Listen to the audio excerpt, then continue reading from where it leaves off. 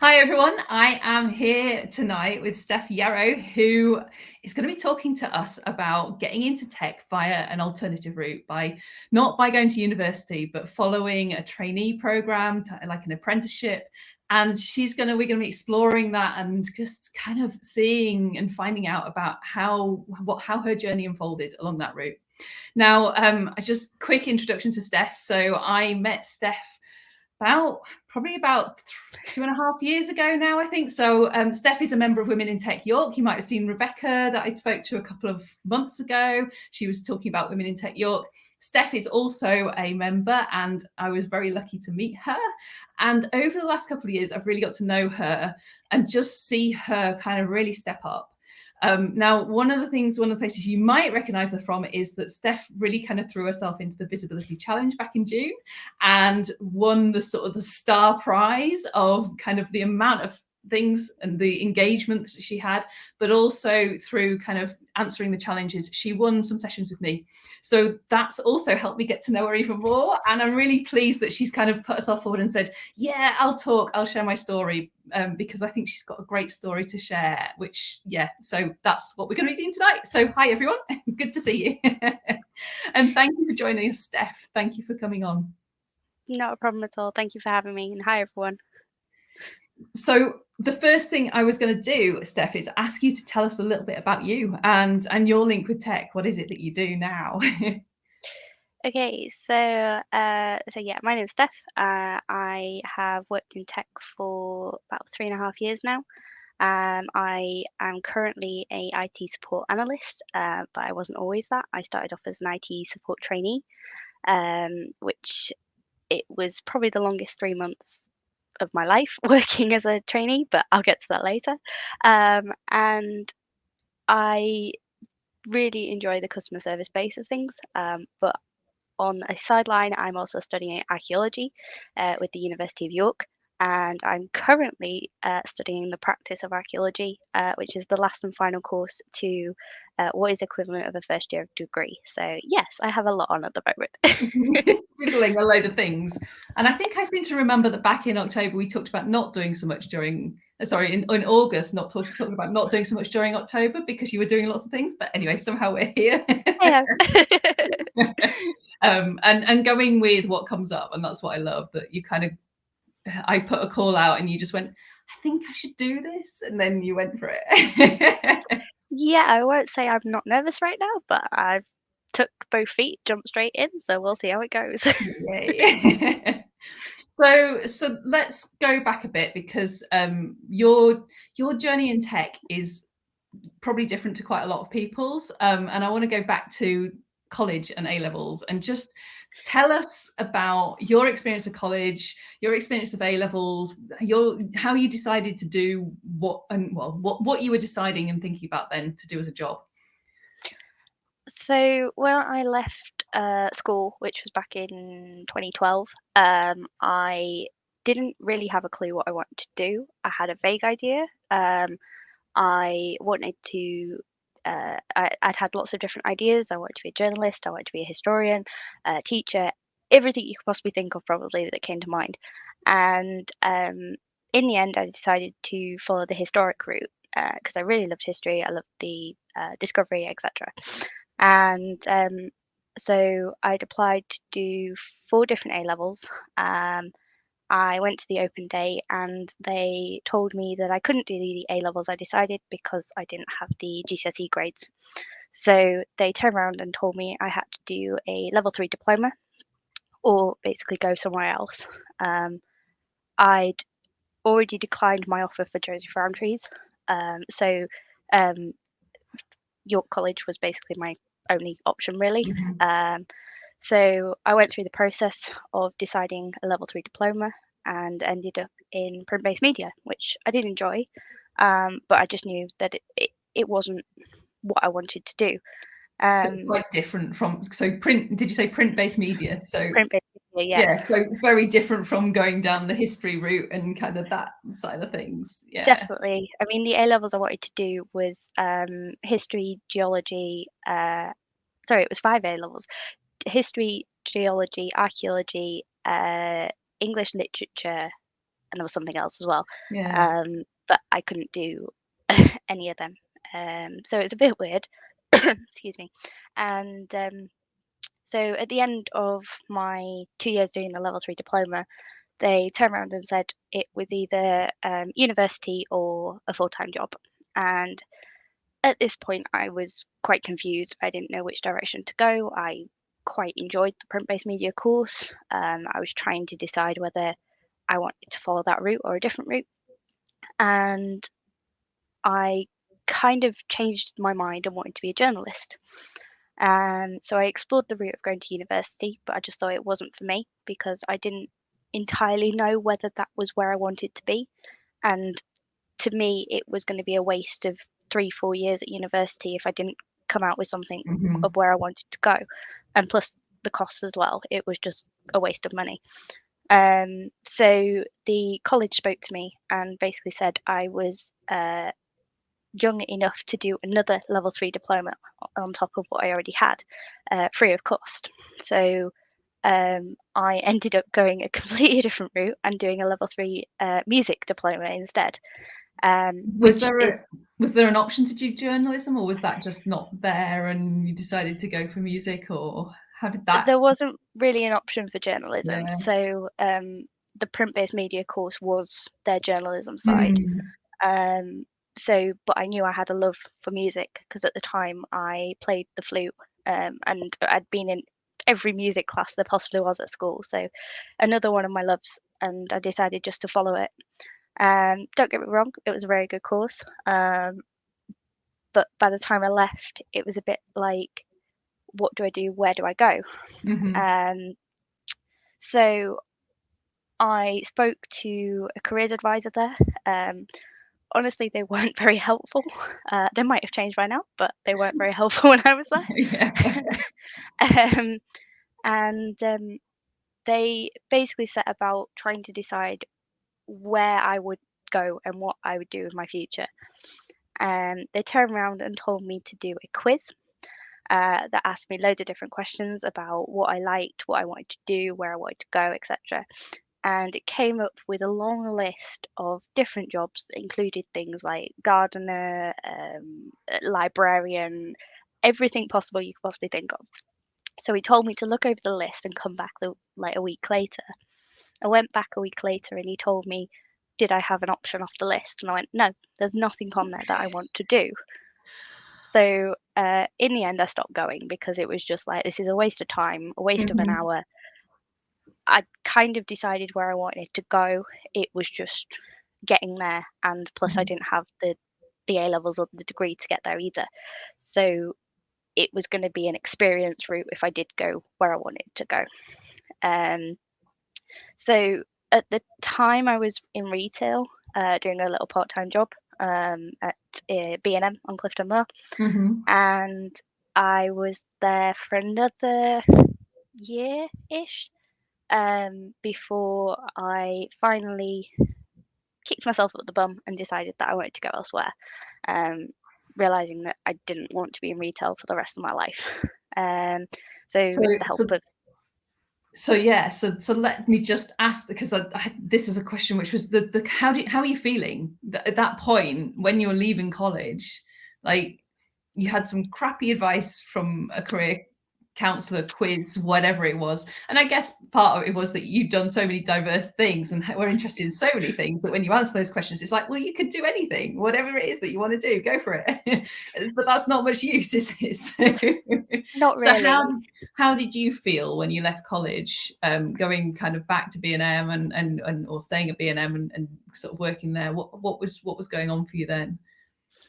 Again, I felt very confused because I'd got so many different directions that I could go, and I did start looking for jobs as journalism in York, but of course there wasn't many about because as Mm. soon as one arrived, it got picked up.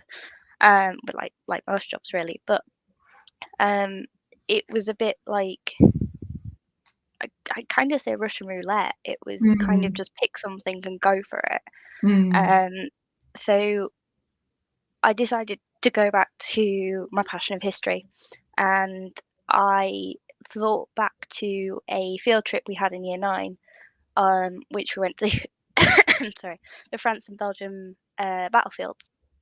And we went into a museum, and there was all these different sort of artifacts and products that they'd found. And I always remember one trip we did during that week away, and we'd gone into a field which was supposedly one of the fields on the Battle of the Somme, and they'd basically turn around to us and went, walk up and down the field. And we were like, oh, why are we walking up and down this field? There's nothing here.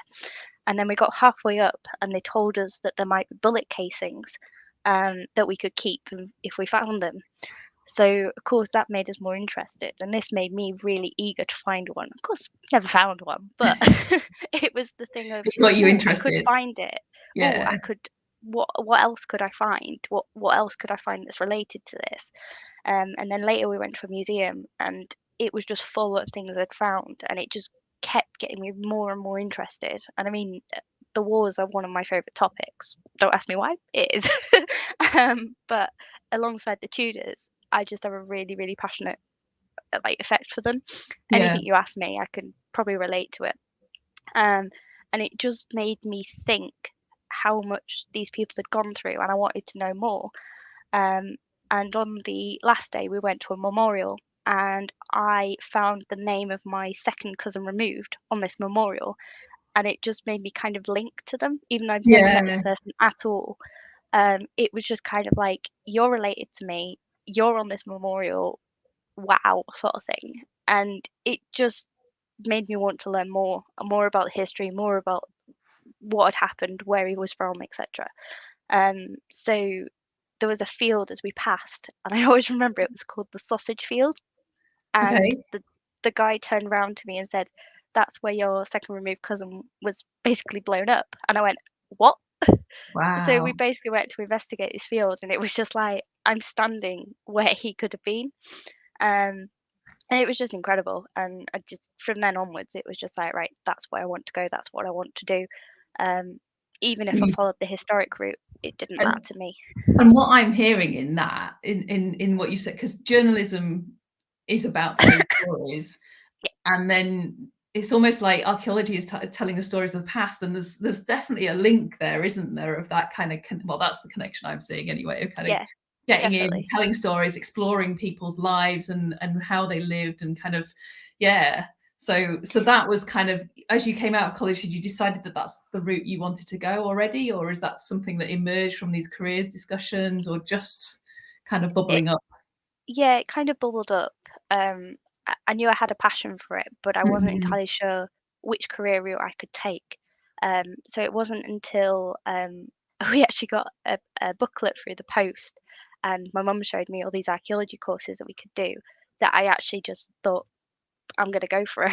I'm gonna go for it, see what happens, see where it leads, and see if I can get anywhere. If not, it's just gonna be a passion, which I'm quite happy with. But if I get a job in it, yeah. it's more bonus for me. So now let's link this back to the STEM side of things. So you're not an archaeologist right now, you're studying, and we're going to come Nope. back to that. But you then ended up going from B&M to being a trainee at at STEM Learning. So tell Yeah. us about where that fits into the picture. So yeah, I as I said, I decided enough was enough at B&M. I'd basically threatened to leave, and they turned around to me and said, "Oh, well, there's a supervisor position if you want it." So I took it. I was only there for 6 months before I left.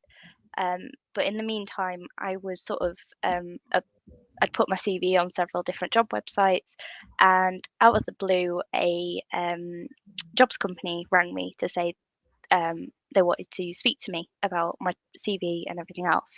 So I went for a meeting with them. They asked me where I wanted to go, what I wanted to do, asked basically answered the questions as best I possibly could. And about a month or two later, they rang me and said they'd found a job for me. So I said, okay. So it turned out to be a facilities trainee post at the STEM Learning Building.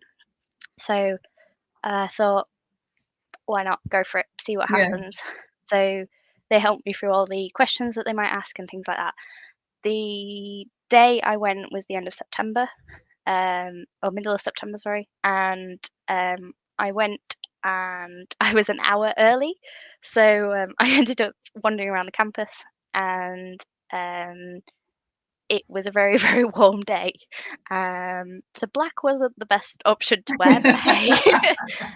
Um, so I And went it's worth in. saying, so the STEM Learning Centre is on the university campus, so there's quite a Yes. big area to explore, isn't there?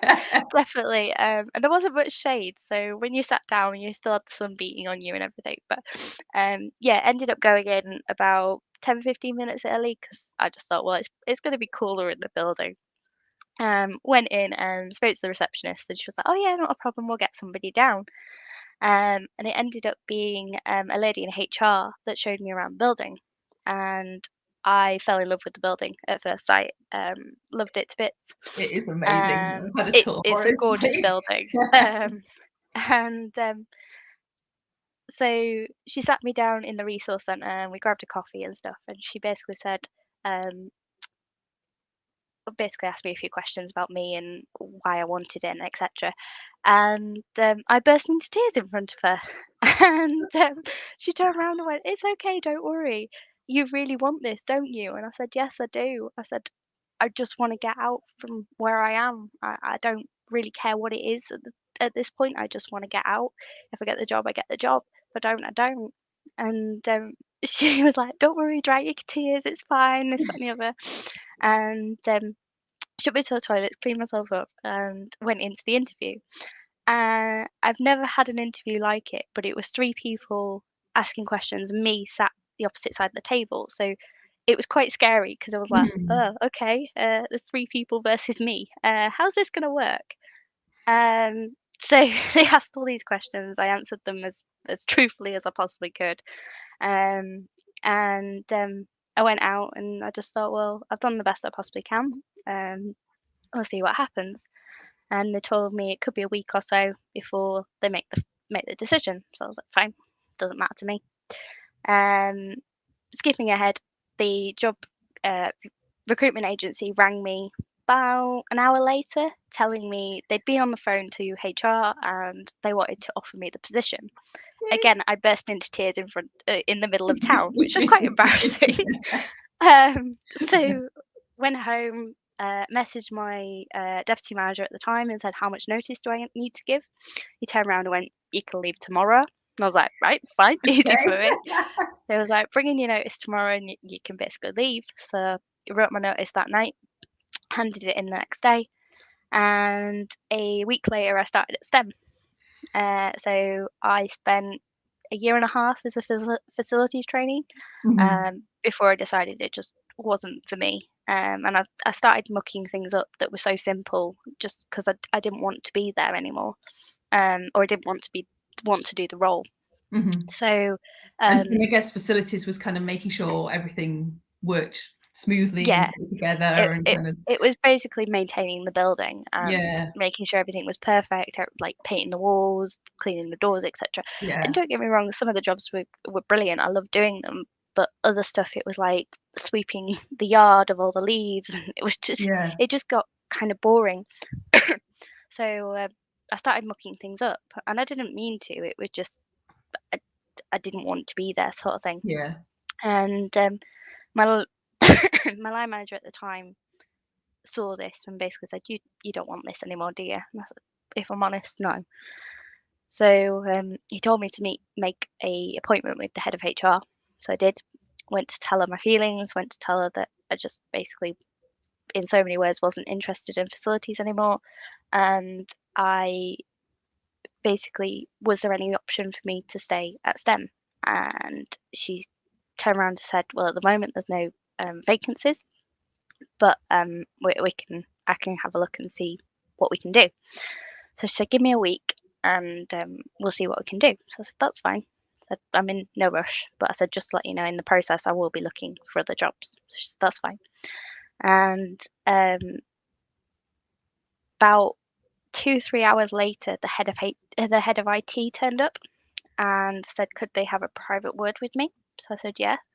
And turned up to be there was a temp position at in IT. because they'd just literally released the STEM ambassador side for the STEM website. So they were getting quite a lot of tickets in. The ticket queue was ginormous, and they just couldn't control it. So they asked me to go and help them. So that was my step into tech from the beginning. Wow. Yeah. And yeah, 3.5 years later, I'm still in tech. And it's like it's such an amazing journey of kind of all sorts of different things, and yeah, and we're going to go a little bit more into the kind of how that then carried on and evolved. I'm just going to say, because I haven't said, if anyone wants to ask questions and or add comments, and we've got someone. Oh, hi Rebecca, just saying hi. Who's on live. And so if you've got any questions, Rebecca, we haven't incorporated yours into this and you haven't missed them yet, so you'll see those come through. But yeah, feel free to ask, and that's the same for if anyone's watching this on replay as well. Please feel free to ask the questions and we'll come back to them and answer them as well. So I'm going to now ask you, so you moved in, so you were a trainee and you were a trainee in facilities, but then they carried that trainee element into the tech role, I think, as well a bit. Did they? Is that right, or how did that work? Yeah, so I was a temp for about 3 months, I think it was, before they decided that they wanted a permanent permanent trainee position in IT. So they advertised it in about the May time. So they'd basically said if I wanted to go for it, I could. So it took me a good week or so to actually pluck up the courage to go for it. But all the colleagues that I worked with basically said I'd be stupid not to go for it because I was doing the role anyways. So put in my CV, put in my cover letter, and basically waited for the email. The interviews went ahead. There was 2 external people before me, so I got really, really nervous, and I went into the interview afterwards and didn't do too well. I started answering the questions with sort of one-word answers, yes and nos. They started asking me different questions because I'd already been in the role for so many months, so it was a bit shock to the system. So they started asking me questions like, what did they think the next big update would be? Sort of where would I go with this if I carried it on? So it did make me think, but I was thinking on the spot, and at the time I wasn't great at Under that. So pressure it was to like, kind of, what are you asking me? So yeah, the guys were great, and I came back and I said, I don't think I've got it. I said, I think I've thrown my chance out the window. And they turned around to me and went, don't be stupid. Like, go home, sleep on it, you'll be fine.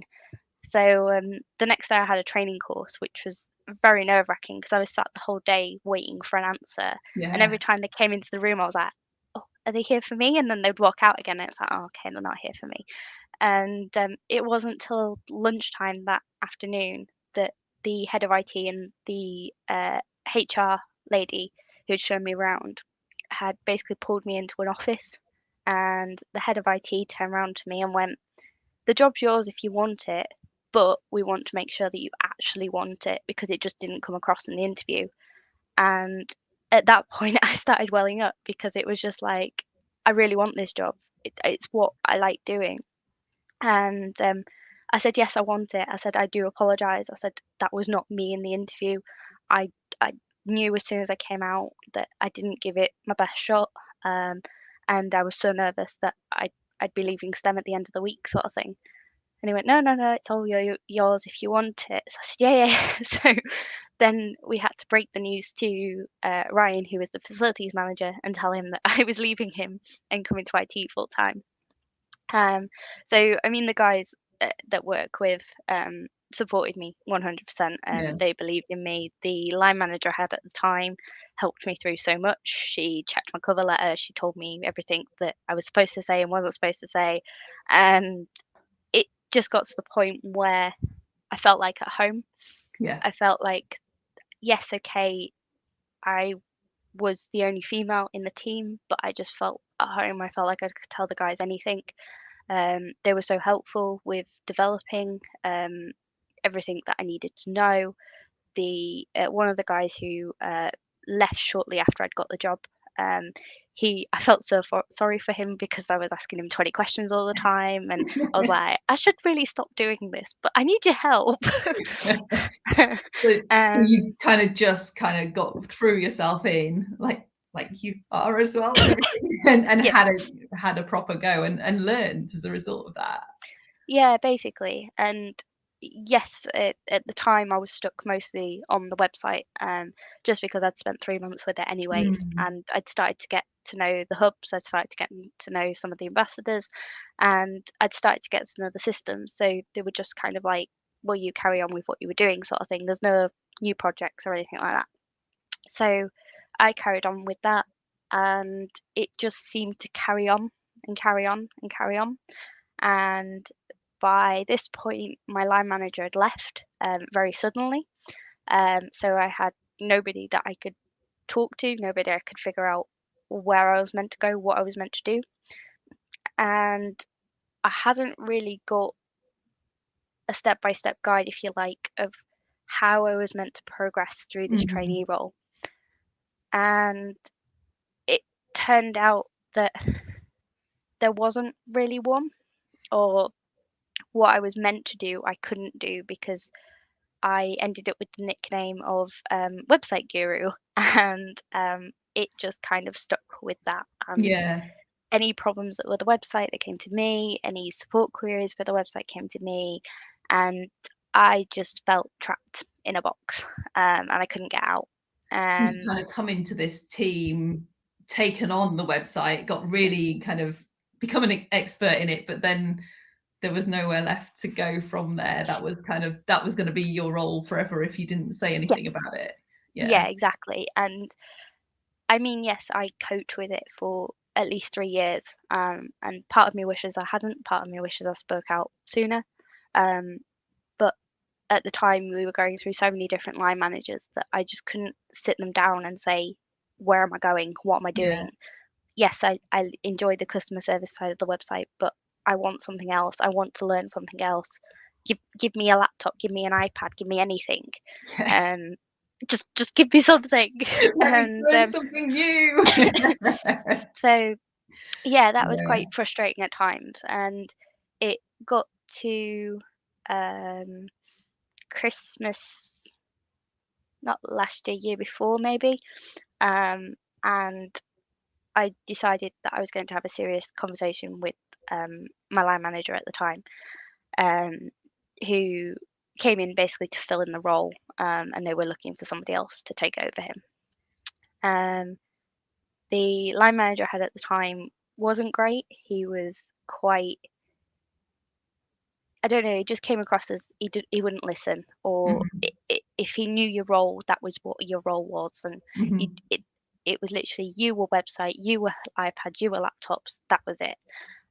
So he didn't really help at all, and it got to the point I was feeling really, really fed up, and I was saying to the guys, I'm thinking of leaving because I can't cope with the website anymore. I was getting sort of every hub sort of asking me questions that I couldn't answer, or I wasn't getting the answers that I needed for the Yeah. website, and it just got to the point where it was the same thing, same day, and I was just repeating myself, and it just felt like I was repeating the same day over and over again.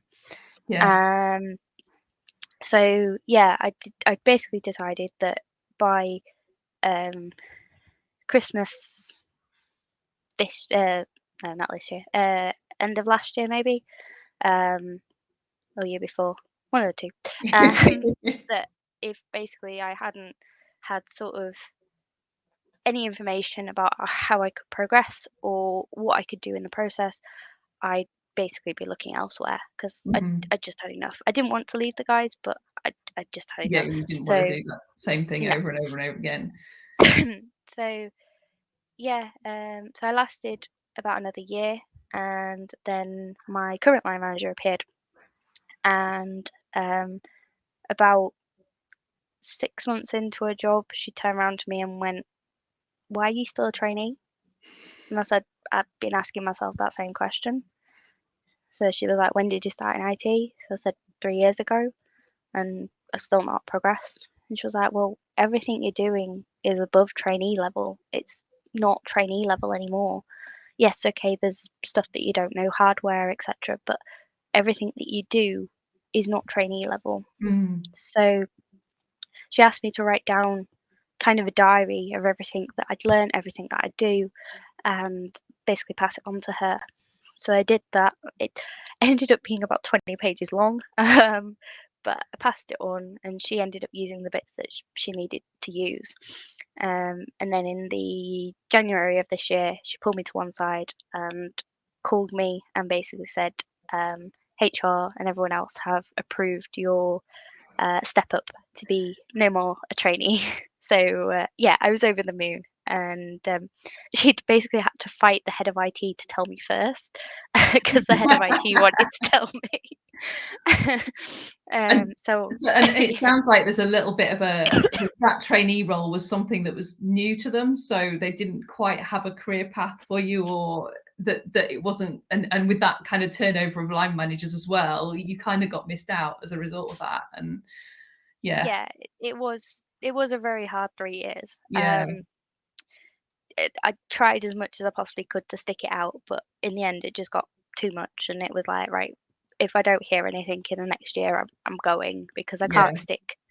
I, yeah, in my head, it was sort of, I'm getting paid this, I am this, and I'm yeah, working at this, yeah. and it's just not fair.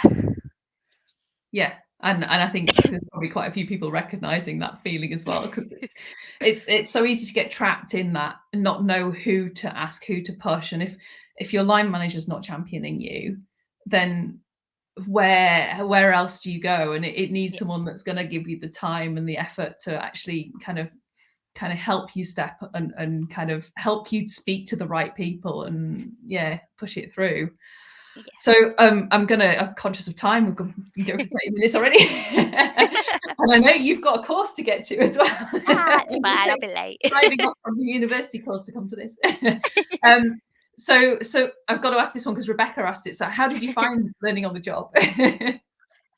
See, everybody would probably think I'm weird that I spoke to at school, but I love learning on the job.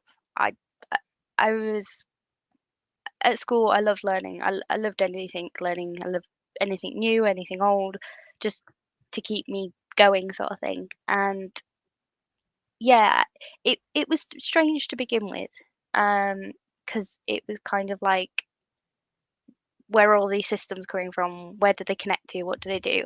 Mm, But as soon as I learnt that, I was away, and it just kind of came to me and clicked to me. And if I didn't know an answer, as I said, the guys were so supportive that I could just yeah. ask them and go for it. And they helped me as much as anything. But yeah, I'm guessing that being willing to ask questions was really important as part of yeah, that whole definitely. process as well. Because you were Yeah. kind of just sat there, and if you didn't ask the questions, you were just kind of sat there for 8 hours a day Yeah. going, what do I do? Where do I go? What do I do? And I guess the other thing in this is that the thing you're saying is that when you stopped learning on the job because you were just doing the website stuff, that's where it actually started to get more boring. So actually the learning on the job thing was definitely a thing, a benefit. For me, yeah. So I'm going to carry on and go through these fairly quickly because I'm conscious of time as well. But I'm wondering, so did you ever feel at a disadvantage for not going to university? Not really, no. I mean, yeah, okay, you hear stories about uni life and how it was great and how you could go out drinking and party till the sun came up and everything else like that. And yeah, I don't really think I would have enjoyed it really. I'm not, Mhm. I mean, yes, I go out for a drink with friends and things like that. But I think at the same time, at the moment, I'm having that experience of going to university. So I don't have to go to university to actually be at university. I can do Yeah, something else. yeah. Um, so I mean, I'm doing the 2,500 word essays. I'm doing the weekly courses. I'm doing it on top of a full-time job. So it's yes, it's probably a lot harder, but that to me is my uni experience. So I didn't need to And go to uni full time. I guess the other thing is whether you feel like you've missed out on your career route's different. So have people treated you differently as a result of that?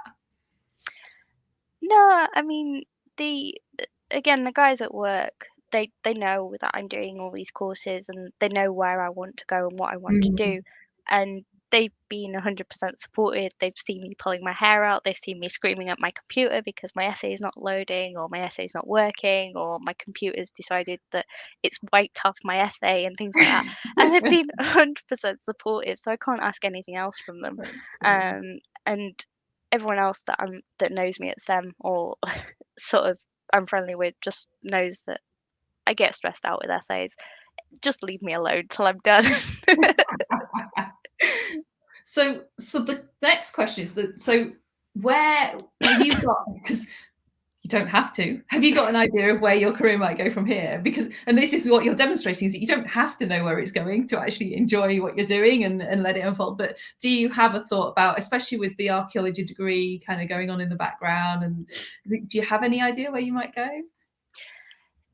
Yeah, I mean, the tech route is kind of, I could guess, linked into it because everything archaeology-wise is going tech-based now, and all the records that you find are going sort of not into books or into archives, onto computers and things like that. So anything that I learn from this tech role can basically Mhm. progress me into what I'd really love to do. Um, but I can't go without saying that if I didn't get a job in that role, I do enjoy the customer support in IT.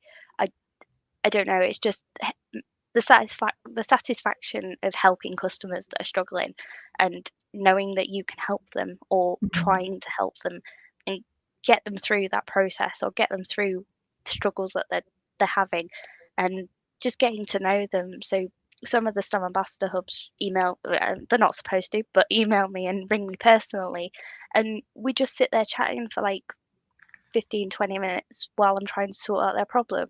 And it's Yeah. just nice to have that connection between me and the customer I'm dealing with, because otherwise I just feel like, I don't know, I'm talking to a stranger. Yeah. So you get to know people, and so there's, so that brings you, that's job satisfaction that's there no matter what happens with the archaeology stuff. But there's a possibility that this might feed through and connect, and I'm guessing there's going to be, I mean, we've been talking about storytelling loads in the group, so there could be a whole element of archaeology IT storytelling that we just don't know. Well, there is a digital archaeology job, so but yeah, Yay. so any route I go, I can see it involving tech, so it doesn't bother Yeah, me which route I yeah. go from here.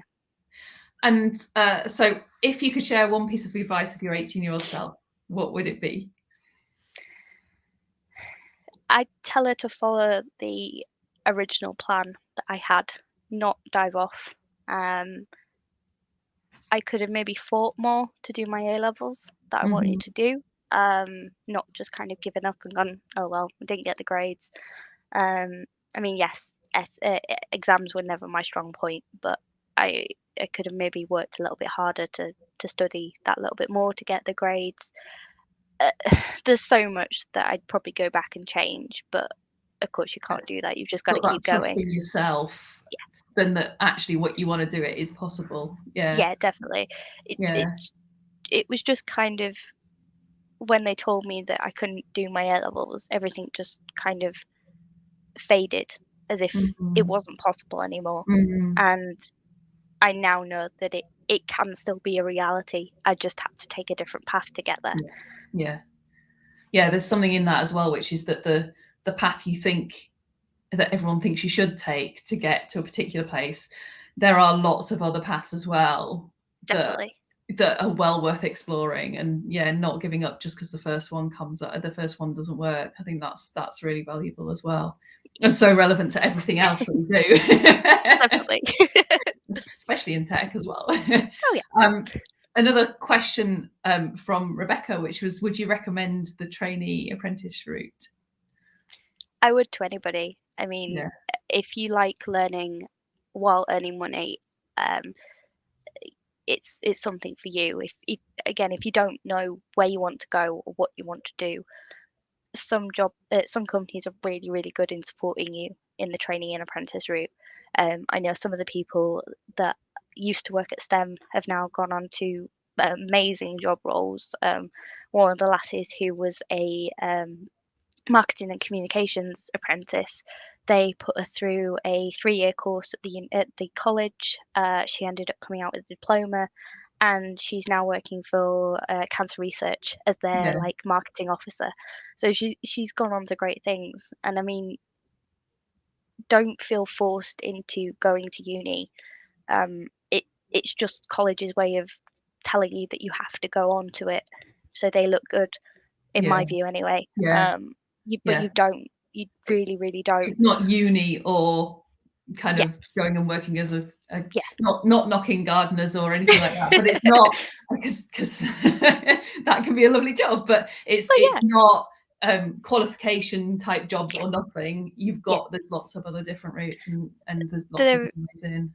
there is so much. I mean, the year after I started, we had an MP come to STEM, and myself and 3 of the other apprentices at the time literally sat and spoke to him, and he asked us, what would we like to see more of? And we went, we want to see the apprenticeship trainee route mentioned in colleges and sixth forms, because it's not mentioned. As I said, it's just university. They try and get you to do your UCAS forms, you've everything that you need to do, but it's not it's not the route for everybody, as it wasn't for me. Yeah. And in the end of the day, you can still get to where you want to go. It's just whether you want to take the 5-year route of university or learn on the job while doing the job that you love at the same time. Yeah. Yeah. And that falls onto so do you have a message for any employers who are thinking about apprenticeships or trainee programs? If your company has the capacity to do it, I'd say go for it. Um, you don't have to put the apprentice or trainee through college, university, etc. I never did. I did a 2-day training course in Leeds, I think it was, Mhm. and that got me a qualification for what I needed. Um, yes, it depends on the company and the team's capacity and whether they can handle a trainee or an apprentice. But if you can do it, I'd say do it, because it could change a lot of people's lives. And even if you don't, if from my point of view, even if you don't know that that's the role you want to do, even if you want to try it out, at least you have then come out with a qualification or a 3-year apprenticeship in that job role, and you've tried it, you've done it, you can go back to it if you want it. It's not sort of written in pen that you have to carry on. Yeah.